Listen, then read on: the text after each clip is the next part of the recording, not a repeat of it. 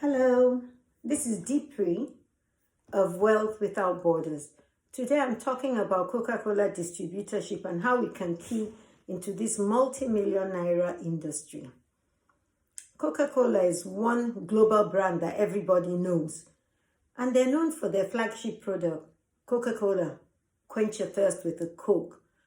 They also have a lot of other products apart from Coca-Cola. They have Fanta, they have Sprite, they have tonic water, they have soda water, they have the Five Alive range of fruit drinks.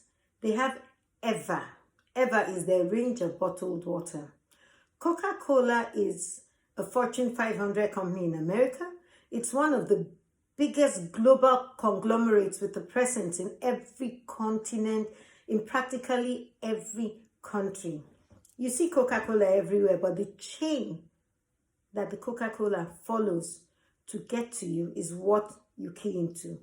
From the company, it goes to the distributor. From the distributor, it goes to the sub-distributor. After the sub-distributor comes the wholesaler, then the retailer.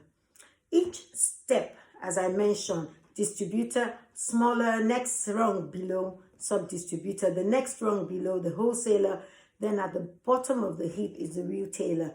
That doesn't mean the retailer is any less than the distributor. No, it just talks about the level of their selling. Now, the distributor gets their product from the Coca-Cola company. The distributor gets their product from the nearest Coca-Cola depot. Distributors operate on a very large scale. They have good locations. They're able to provide the safety of their goods.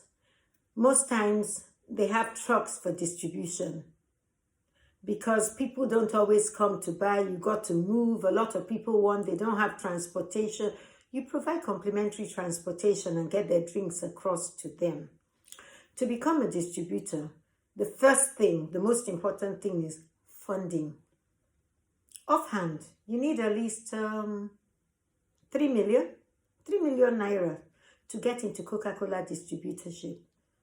You have to be able to have a reserve of like 1,000 crates because, like it or not, Nigerians love bottled minerals. Yes, the canned one moves and others, but the bottled ones are the most affordable and the cheapest, so people buy them. So you have to have enough bottles that you can give the Coca-Cola company when they supply you with your product. So to start off, you need like 1,000 bottles, 1,000 crates, not bottles, sorry. You need to have capacity to sell. You have to have a good location. You have to have a vehicle for distribution. And you go to the Coca-Cola depot, you see the sales manager, he assesses you. And if he thinks you're capable and they have vacancies, because they always have a limit on how many distributors they can have to cover any area at any given time, you get your distributorship and you start. A lot of the time, people can't get distributorships. So what the marketing managers do is they direct them to existing distributors and they become sub-distributors. They have priority over other customers when it comes to the products. They can order and the distributors will make their order based on what they request. The sub-distributor buys from the distributor and then sells. Now, one major difference between the sub-distributor and the distributor is that the distributor gets a bonus from the bottling company. That bonus doesn't come in cash. First of all, it's dependent on their turnover, how much they sell. And it comes in the form of product. I know of distributors who get up to 10 trucks of products every month as their bonus. Some get up to 20, some get 5, some get 2, some get 1. It depends on how much they turn over. The sub-distributor might turn over as much as a distributor, but will not get a bonus except the sub-distributor has a sharing arrangement with the distributor whereby they share the bonus that comes from what the sub-distributor buys. And the distributor, they're going to hate me for saying this, can afford to sell product at cost price. That is the price at which they get from the bottling company because they look to their bonus to make profit. The sub-distributor cannot. The sub-distributor has to sell at a premium because most often that's the only profit they're making.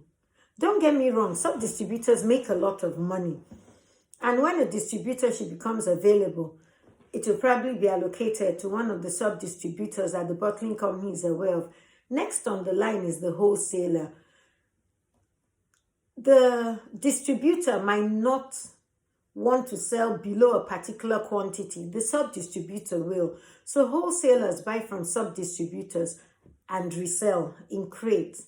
The wholesaler operates on a smaller level, but all the steps down, they operate on a similar basis. Their function is to sell. It's just the level of selling that differs. And then at the bottom of the pile is the retailer. The retailer buys from the wholesaler or the sub-distributor and retails their drinks. Per bottle, the retailer makes more money, but their returns are lower overall because their reach is limited to the people they sell one drink to at a time.